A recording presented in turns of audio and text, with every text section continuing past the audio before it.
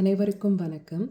முகநூலில் ஷேக் முகமது அவர்கள் உலக புத்தக தினத்தை முன்னிட்டு ஒரு போட்டி நடத்திட்டு இருக்காரு. அந்த போட்டிக்கான என்னுடைய 2வது பதிவு தான் இந்த காணொளி. இந்த காணொளியில் நான் இன்னைக்கு பேச இருக்கிற புத்தகம் கிளாரா அண்ட் த சன். இதை எழுதினது ஒரு ஜப்பானிய எழுத்தாளர். அவருடைய பேர் கசுவோ இஷிகரோ. கசுவோ இஷிகரோ இன்னைக்கு இருக்கிற ஜப்பானிய எழுத்தாளர்களில் ஒரு முக்கியமான ஒரு எழுத்தாளர் அப்படின்னு சொல்லலாம். அவருடைய இந்த புக்கை பர்டிகுலராக ஏன் எல்லாரும் படிக்கணும் அப்படின்னு நான் ஆசைப்படுறேன் அப்படின்னா, இன்றைக்கு நம்ம வாழ்கிற இந்த பிளேஸ் ஒரு ஏஐ சூழ் உலகு அப்படின்னு தான் நான் சொல்லுவேன். எல்லாருமே டெக்னாலஜிக்கு ஒரு விதத்தில் அடிமையாக்கப்பட்டு அது கண்ட்ரோல் நம்மளை செஞ்சுட்டு இருக்கு.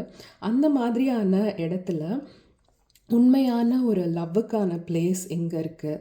ஹியூமனிட்டி அப்படிங்கிறது இருக்கா? மனசாட்சி அப்படிங்கிறது எல்லாருக்குமே இருக்கா? அப்படிங்கிற கேள்விகளை தான் இந்த நாவல் முன்வைக்குது. இந்த நாவலில் வர மெயின் கேரக்டர் யாருன்னா, ஒரு ஆர்டிஃபிஷியல் ஹியூமனாய்டாக இருக்கிற ஒரு ரோபோட் தான். அந்த ரோபோட் பேர் தான் கிளாரா. கிளாரா ஒரு ரோபோட் கடையில் இருப்பாங்க சேல்காக.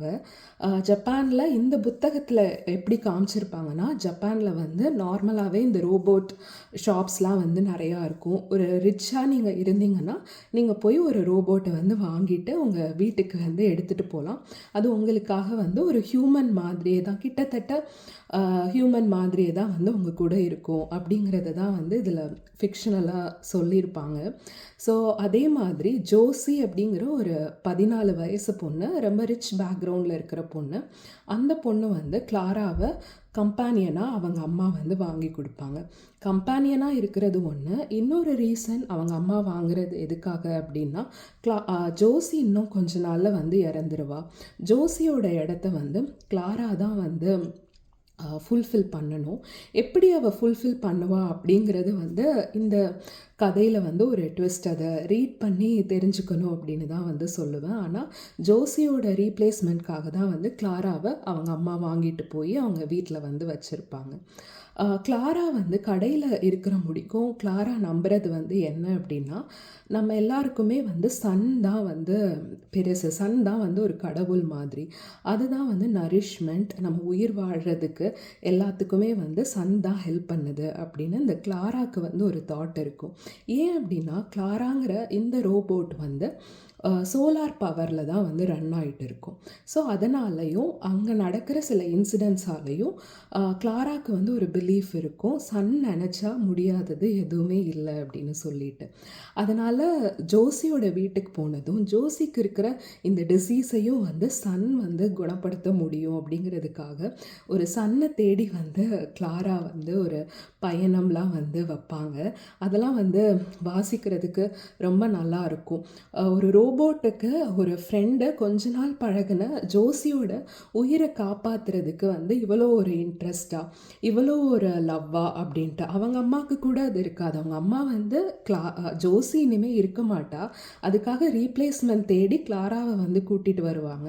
ஆனால் கிளாராவுக்கு ஒரு நம்பிக்கையாக ஜோசியை நம்ம எப்படியும் காப்பாற்றிடணும், அதுக்காக சன்னோட ஹெல்ப் கண்டிப்பாக நமக்கு வேணும், சன்னோட ஹெல்ப்பை நம்ம எப்படியாவது ஜோசிக்காக ஏற்படுத்தி கொடுத்துடணும் அப்படின்னு சொல்லிட்டு கிளாராவோட போராட்டம் தான் இந்த புத்தகம் ஃபுல்லாக.